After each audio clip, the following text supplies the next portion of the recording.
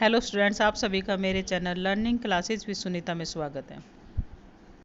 मेरे चैनल को like, share और सब्सक्राइब करना ना भूलें और बेल आइकन को दबाना ना भूलें।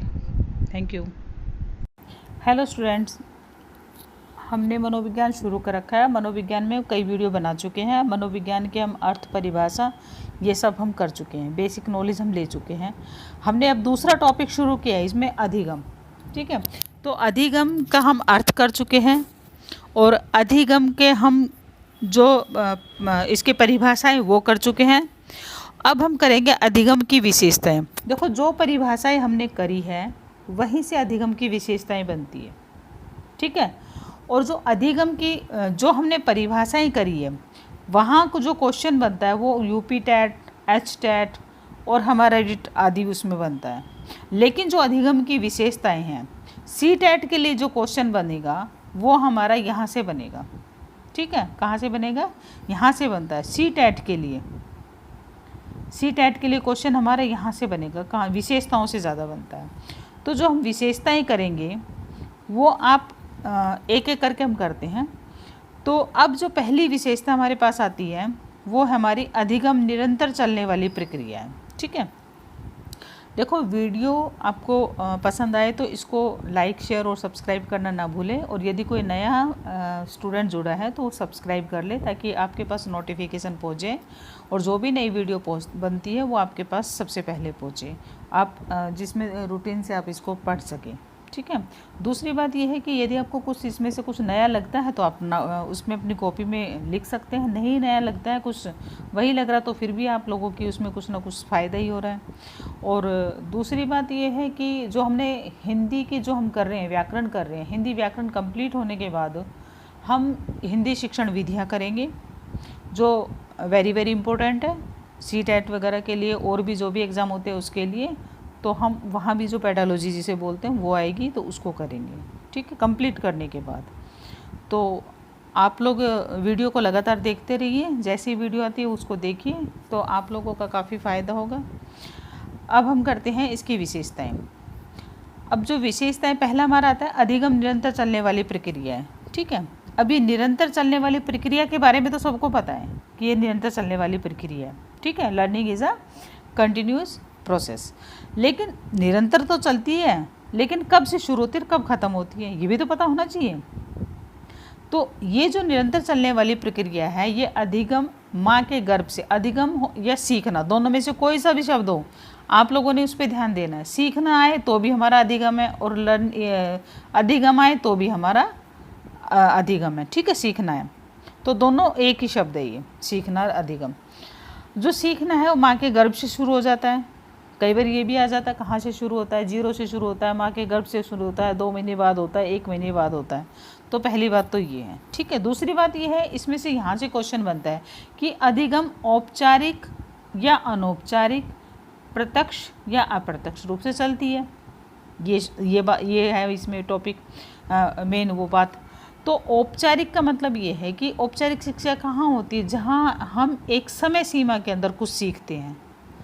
ठीक है, टाइम टेबल के अकॉर्डिंग कुछ सीखते हैं। जैसे हमारा एक टाइम टेबल बना दिया, एक यूनिफॉर्म में हम जाते हैं स्कूल में और वहाँ बैठ के सभी बच्चों के साथ हम एक टाइम समय होता है और उसके अकॉर्डिंग हम अपने सब्जेक्ट को, कोई भी, जैसे हिंदी का पीरियड होगा, इंग्लिश का पीरियड होगा, मैथ का पीरियड होगा, एक समय सीमा रहती है और एक अच्छे उससे हम शिक्षा लेते हैं, वो हमारी औपचारिक शिक्षा में आती है। ठीक है, लेकिन अनौपचारिक जो शिक्षा होती है, अनौपचारिक शिक्षा वो शिक्षा होती है जो जैसे हम कहीं भी सीख लेते हैं। जैसे मंदिर गए तो मंदिर में कुछ सीखा नया, मस्जिद भी सीख सकते हैं, सुबह शाम, इसमें कोई बाउंडेशन नहीं होती है।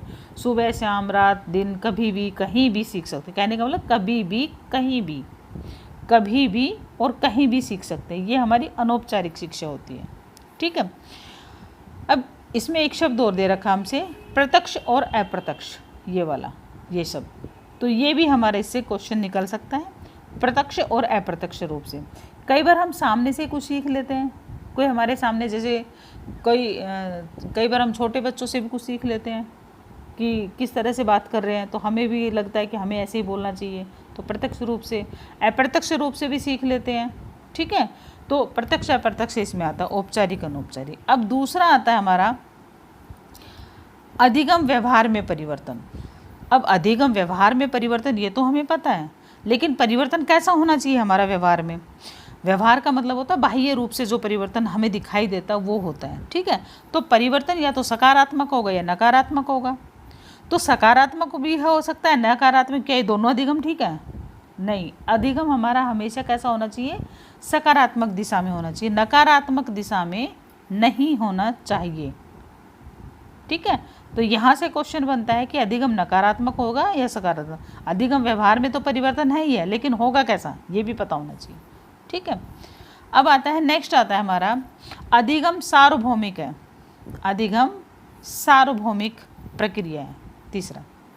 अब अधिगम सार्वभौमिक प्रक्रिया है ये तो सबको पता है, लेकिन सार्वभौमिक प्रक्रिया किस तरह से होना चाहिए? तो सीखना सभी प्रकार का, सभी का अधिकार है। देखो, सीखना सभी का अधिकार है, सभी का, सब सीख सकते हैं, इसमें कोई वो नहीं है। चाहे कोई पढ़ा लिखा हो, चाहे कोई अनपढ़ हो, सब सीख सकते हैं, सबका अधिकार है। किसी ये जो सीखना है या अधिगम है, सार्वभौमिक का मतलब सबके लिए है, सार्वभौमिक सभी के लिए है। किसी विशेष जाति, धर्म और संप्रदाय, ये क्वेश्चन निकलता है, के लिए नहीं है। ना तो कोई विशेष जाति के लिए बना है अधिगम, ना किसी विशेष धर्म के लिए बना, ना किसी विशेष संप्रदाय। ये सब चाहे कोई छोटा है, चाहे कोई बड़ा है, चाहे कोई गरीब है, चाहे अमीर है, किसी भी धर्म से है, किसी भी जाति से है, गांव से है, शहर से है, सभी के लिए बराबर है, ठीक है। तो अधिगम सार्वभौमिक प्रक्रिया है। तो ये इसमें शामिल, धर्म अधर्म का तो आ चुका है क्वेश्चन, तो इस पे ध्यान देना है, सीटेट में ही आ चुका है ये। नेक्स्ट हमारे पास जो आता है वो आता है अधिगम समायोजन की प्रक्रिया है।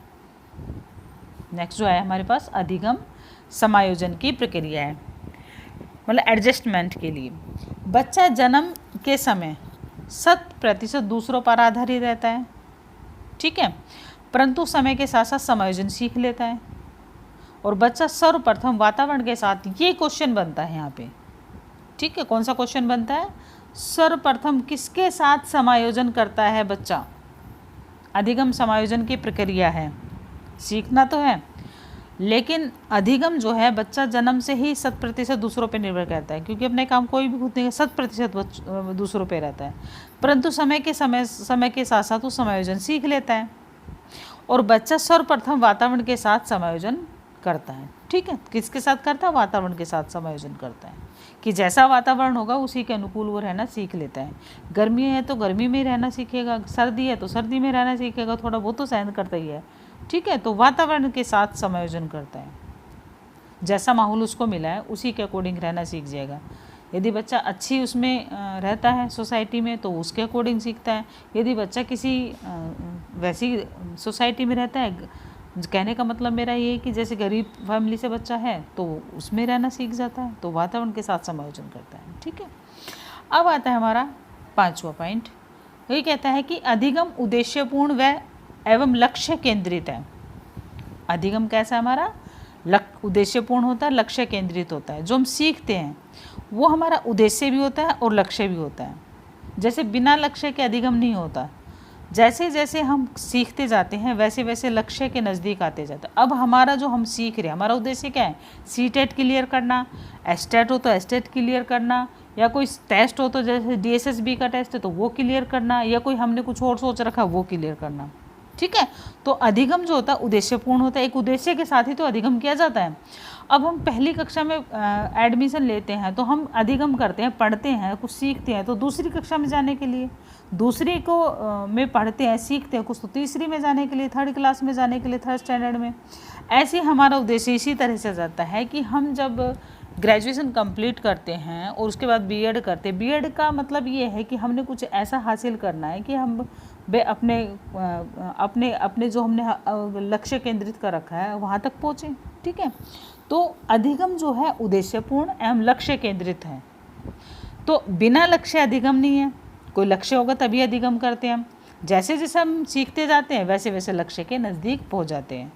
अब हम पढ़ाई करेंगे तभी तो ज़्यादा दिन, जितना भी ज़्यादा करेंगे सीखेंगे तो हम अपना सीटेट क्लियर करने के नज़दीक ही तो पहुँच रहे हैं। यानी कि हमारा उद्देश्य तो वही है ना, लक्ष्य तो हमारा वही है ना। तो इस तरह से है, तो अधिगम उद्देश्य एवं लक्ष्य केंद्रित है, ठीक है। नेक्स्ट हमारा पॉइंट आता है अधिगम विकास की प्रक्रिया है। ठीक है, अधिगम जो होता है वो विकास की प्रक्रिया है। अब अधिगम विकास की प्रक्रिया कैसे है ये पूछेंगे आप। तो अधिगम वांछित या अवांछित दोनों हो सकता है। ठीक है, परंतु हमारा संबंध तो व्यक्ति के वांछित दिशा में विकास से होता है। वांछित भी हो सकता है, अवांछित भी हो सकता है। तो अधिगम विकास की प्रक्रिया, हमारी ये शब्द यहाँ से क्वेश्चन निकल के आता है, वांछित और अवांछित दोनों हो सकता है अधिगम।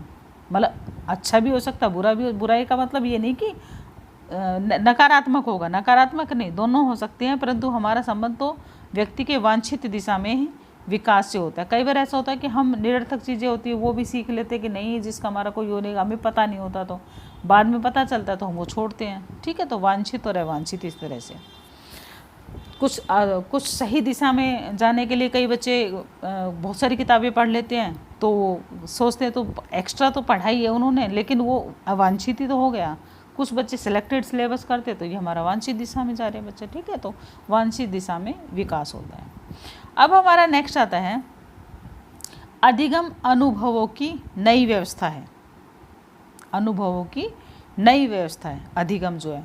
तो अनुभव जो हमारे होते हैं, जैसे हमने कुछ सीखा और सीखने के बाद उसको जैसे करते गए कोई भी काम करते हैं तो हमारा अनुभव ही तो बढ़ता है। तो कहते नहीं अनुभवी व्यक्ति है ये, इस तरह से। ठीक है, तो अधिगम जो होता है अनुभवों की नई व्यवस्था है, एक नई वो देता है। तो learning is a new organisation of experience. ठीक है, अब नेक्स्ट हमारा आता है अधिगम क्रिया और वातावरण का परिणाम है। अधिगम क्रिया और वातावरण का परिणाम है। ठीक है, ये जो हमारा आता है वातावरण के साथ बच्चों की अंतःक्रिया जितनी अधिक होगी, अधिगम का वातावरण के साथ बच्चों की अंतःक्रिया जितनी अधिक होगी उतना ही उन बच्चों का अधिगम होगा। ठीक है, तो अंतःक्रिया जो है, इनर प्रोसेस जो होता है, बच्चों को अनुभव प्रदान करता है। अब जो क्वेश्चन जो हमारा निकल के आएगा, जैसे अधिगम क्रिया और वातावरण का परिणाम है, जो हम सीख रहे हैं वो काम करना ही तो है हमारा। और वातावरण का पहले भी आ चुका है कि वातावरण से सीखते हैं ज़्यादा। अब जो आता है हमारा वातावरण के साथ बच्चे की अंतःक्रिया का मतलब होता है उसमें उसके बीच में जो काम करना जो हमारा होता है, वातावरण के साथ जो हमारा काम करना होता है, जितना अधिक होगा उतना ही उन बच्चों का अधिगम अधिक होगा। जितनी अंतःक्रिया करेंगे, मतलब काम जितना करेंगे अंतःक्रिया करना। ठीक है, तो अधिगम भी बच्चों में उतना ही ज़्यादा होगा, उतना ही ज़्यादा सीखेगा। जैसे हमने कोई सम दे दिया, सम बच्चों को नहीं आ रहा है, वो बार बार बच्चा उस सम को कर रहा है, तो उस पर जोर डाल रहा है ना, बार बार उसको सीख रहा है ना, अधिगम कर रहा है ना, तो सीखने के बार बार करने के बाद उसको समझ भी आ जाता है और उसको जल्दी से कर भी पाता है। तो अब उसमें अनुभव आ गया है। ठीक है, तो अंतःक्रिया बच्चों को अनुभव प्रदान करती है। बार बार जो अंदर से जो निचोड़ होता है, अंदर जो होते हैं बाद उसको जो कहने का मतलब ये है कि जैसे किसी भी काम को करने के लिए बच्चा बार बार किसी चीज़ का अभ्यास प्रैक्टिस या कुछ ऐसा करता है, तो इनर प्रोसेस होता है वो। ठीक है, अब हमारा आता है नेक्स्ट आता है हमारा अधिगम शिक्षण अधिगम उद्देश्यों को प्राप्त करने में सहायक है। ठीक है, अधिगम शिक्षण अधिगम उद्देश्यों को प्राप्त करने में सहायक है। अब जो हमारा अधिगम आता है, अधिगम प्रक्रिया को प्रभावी, यहाँ से जो आएगा ये सीधा पूछा जाता है, उद्देश्यों को प्राप्त करने में सहायक है। तो अधिगम प्रक्रिया को प्रभावी ज्ञान, सूझबूझ, रुचियाँ, कुशलताएँ तथा दृष्टिकोण का ये इम्पोर्टेंट है, यहाँ से विकास किया जा सकता है। ठीक है, अधिगम शिक्षण अधिगम उद्देश्यों को प्राप्त करने में सहायक है, ये तो सिंपल सी। ठीक है, तो अधिगम जो है प्रक्रिया को प्रभावी बनाता है, जो हम सीखते हैं वो प्रक्रिया मतलब प्रोसेस को क्या बनाता है, प्रभावी बनाता है। प्रभावी ज्ञान, सूझबूझ देता है, रुचियाँ बढ़ाता है, कुशलताएँ लाता है और दृष्टिकोण का विकास भी करता है। ठीक है, दृष्टिकोण का विकास भी करता है। देखो, आप लोगों को वीडियो पसंद आए तो लाइक, शेयर और सब्सक्राइब करना ना भूलें। इसमें काफ़ी सारी विशेषताएं हैं, विशेषताओं से 2-3 क्वेश्चन तो ज़रूर निकल के ही आते हैं, तो आप वीडियो को लाइक और शेयर करना ना भूलें और सब्सक्राइब करें। जो नए चैनल पे जुड़े हैं वो नए इसको चैनल को सब्सक्राइब कर लें ताकि आपके पास नोटिफिकेशन पहुंचती रहे। अब आता है हमारा अधिगम का स्थानांतरण होता है। ठीक है, देखो अधिगम का ये इम्पोर्टेंट है हमारा। अधिगम का जो क्या होता है, स्थानांतरण होता है। एक स्थिति में अर्जित ज्ञान दूसरी अन्य परिस्थिति में ज्ञान की प्राप्ति के लिए सहायक सिद्ध होता है, इसी को अधिगम का स्थानांतरण कहते हैं। जैसे मैंने हिंदी में अच्छे से वो कर लिया है, ठीक है, या कुछ भी है, नॉलेज अच्छी है मेरी हिंदी में, तो मैं इसको अपनी इस नॉलेज को संस्कृत में भी प्रयोग कर सकती हूँ। तो यही मेरा अधिगम स्थानांतरण है। ठीक है, जैसे मैंने मैथ हमारा अच्छा है, तो हम मैथ में जो ज़्यादातर बच्चे जो मैथ में अच्छे होंगे वो किस में अच्छे होते हैं, साइंस में भी होते हैं। ठीक है, तो वहाँ अपना वो आगे बढ़ा सकते हैं, तो स्थानांतरण हो जाता है।